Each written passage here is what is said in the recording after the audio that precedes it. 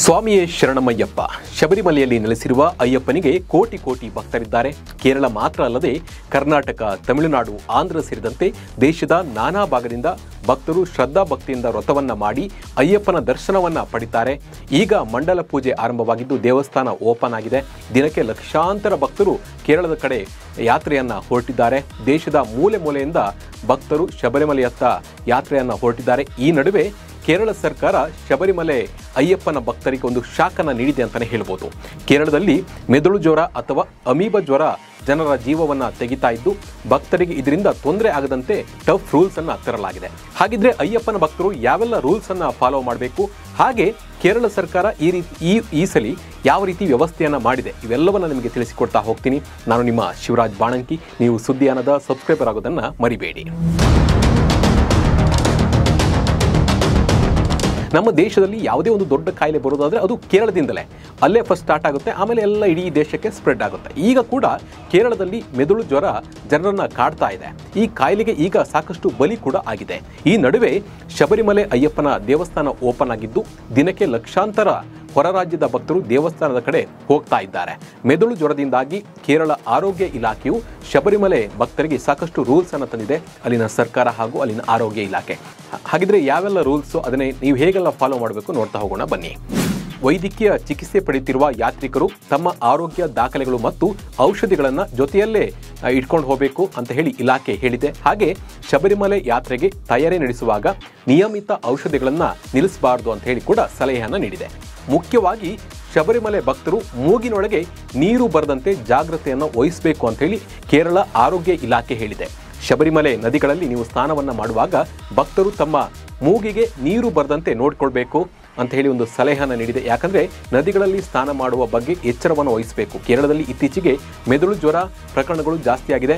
ಮೆದುಳು ಜ್ವರ ಬರ್ತಾ ಇರೋದು ನೀರಿನಿಂದ, ಈ ಒಂದು ನದಿ ಅಥವಾ ಈ ಒಂದು ಕೊಳಚೆ ನೀರಿನಿಂದ ಬರುತ್ತೆ ಅಂತ ಹೇಳಲಾಗ್ತಿದೆ. ಹೀಗಾಗಿ ನೀರು ಮೂಗಿನೊಳಗೆ ಹೋಗದಂತೆ ನೀವು ನೋಡ್ಕೋಬೇಕಾಗುತ್ತೆ.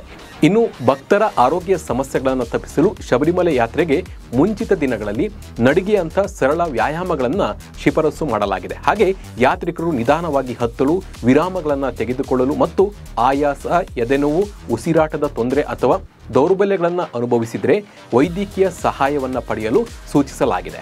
ಇನ್ನು ತುರ್ತು ಸಂದರ್ಭಗಳಲ್ಲಿ ಭಕ್ತರು 0473520322 ಸಂಖ್ಯೆಯನ್ನು ನೀವು ಸಂಪರ್ಕಿಸಿ ಸಹಾಯವನ್ನು ನೀವು ಕೂಡ ಕೇಳಬಹುದು. ಇನ್ನು ಭಕ್ತರು ಕಾಯಿಸಿದ ನೀರನ್ನು ಮಾತ್ರ ಕುಡಿಬೇಕು. ಇನ್ನು ತಿನ್ನುವ ಮೊದಲು ಕೈಯನ್ನು ತೊಳಿಬೇಕು. ತೊಳೆದ ಹಣ್ಣುಗಳನ್ನು ಮಾತ್ರ ಸೇವಿಸಬೇಕು. ಉತ್ತಮ ಆಹಾರವನ್ನು ಸೇವಿಸಲು ಕೂಡ ಸಲಹೆಯನ್ನು ನೀಡಲಾಗಿದೆ. ಅಲ್ಲದೆ ಶಬರಿಮಲೆಯಲ್ಲಿ ಬಯಲು ಮಲ ವಿಸರ್ಜನೆಯನ್ನು ನಿಷೇಧ ಮಾಡಲಾಗಿದೆ. ಶೌಚಾಲಯಗಳನ್ನು ಬಳಸಿದ ನಂತರ ಸರಿಯಾಗಿ ಕೈಯನ್ನು ತೊಳಿಬೇಕು. ಕಸವನ್ನು ತೊಟ್ಟಿಗಳಲ್ಲಿ ಮಾತ್ರವೇ ಹಾಕಬೇಕು. ಹಾವು ಕಡಿತದ ಸಂದರ್ಭಗಳಲ್ಲಿ ಯಾತ್ರಿಕರು ತಕ್ಷಣವೇ ವೈದ್ಯರ ಚಿಕಿತ್ಸೆಯನ್ನು ಪಡೆಯಲು ತಕ್ಷಣ ಆಸ್ಪತ್ರೆಗಳಿಗೆ ಭೇಟಿ ನೀಡಬೇಕು. ವಿಷ ವಿರೋಧಿ ಔಷಧಿಯನ್ನು ಪಡಿಬೇಕು ಅಂತ ಕೂಡ ಸಲಹೆಯನ್ನು ನೀಡಿದೆ. ಇನ್ನು ಮಕರ ಜ್ಯೋತಿ ದರ್ಶನದ ನಂತರ ಕೆಲವು ಅಂತಾರಾಜ್ಯ ಭಕ್ತರು ರಾತ್ರಿಯಲ್ಲಿ ಪುಲ್ಲು ಮೇಡುವಿನಿಂದ ಸನ್ನಿಧಾನಂಗೆ ಚಾರಣ ಮಾಡಲು ಪ್ರಯತ್ನ ಮಾಡ್ತಾ ಇದ್ರು. ಆದರೆ ಈ ಬಾರಿ ರಾತ್ರಿಯ ಸಮಯದಲ್ಲಿ ಯಾವುದೇ ಭಕ್ತರಿಗೆ ಸಾಂಪ್ರದಾಯಿಕ ಅರಣ್ಯ ಮಾರ್ಗದಲ್ಲಿ ಚಾರಣ ಮಾಡಲು ಅವಕಾಶ ಇರಲ್ಲ.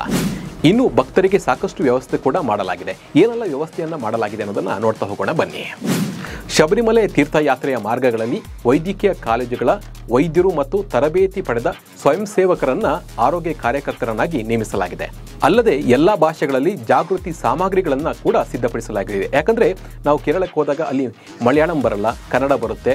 ಹಾಗಾಗಿ ಕನ್ನಡ, ತೆಲುಗು, ತಮಿಳು, ಈಗ ಮಲಯಾಳಂ, ಹೀಗೆ ಎಲ್ಲ ಭಾಷೆಗಳಲ್ಲೂ ಕೂಡ ಅಲ್ಲಿ ಒಂದು ಬೋರ್ಡನ್ನು ಕೂಡ ಹಾಕಲಾಗಿದೆ. ಇನ್ನು ಪಂಪಾದಿಂದ ಸನ್ನಿಧಾನಕ್ಕೆ ಹೋಗುವ ಮಾರ್ಗದಲ್ಲಿ ತುರ್ತು ವೈದ್ಯಕೀಯ ಕೇಂದ್ರಗಳನ್ನು ಕೂಡ ತೆರೆಯಲಾಗಿದೆ. ಇನ್ನು ಪತ್ತನಂತಿಟ್ಟ ಜನರಲ್ ಆಸ್ಪತ್ರೆಯಲ್ಲಿ ತುರ್ತು ಹೃದ್ರೋಗ ಸೇವೆಗಳನ್ನು ಕೂಡ ಸಿಗಲಿದೆ. ಹೃದಯ ಸಂಬಂಧಿ ತುರ್ತು ಪರಿಸ್ಥಿತಿಗಳಿಗೆ ಆಂಬ್ಯುಲೆನ್ಸ್ಗಳು ಕೂಡ ಸಿದ್ಧವಾಗಿದೆ. ಹಾಗೆ ಸನ್ನಿಧಾನಂ ಮತ್ತು ಪಂಪಾ ನಡುವೆ ವಿಶೇಷ ಆಂಬ್ಯುಲೆನ್ಸ್ ಸೇವೆ ಕೂಡ ಇರಲಿದೆ. ಈ ಸಲ ಮೆದುಳು ಜ್ವರದ ಕೇಸ್ಗಳು ಹೆಚ್ಚಾಗಿರುವ ಕಾರಣ ಮುಂಜಾಗ್ರತೆ ವಹಿಸಲು ಭಕ್ತರಿಗೆ ಸೂಚನೆಯನ್ನು ನೀಡಲಾಗಿದೆ.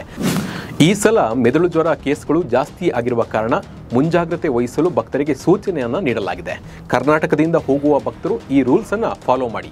ಹಾಗೆ ಉಳಿದವರಿಗೂ ಈ ಮಾಹಿತಿಯನ್ನು ಶೇರ್ ಮಾಡಿ. ನಮಸ್ಕಾರ.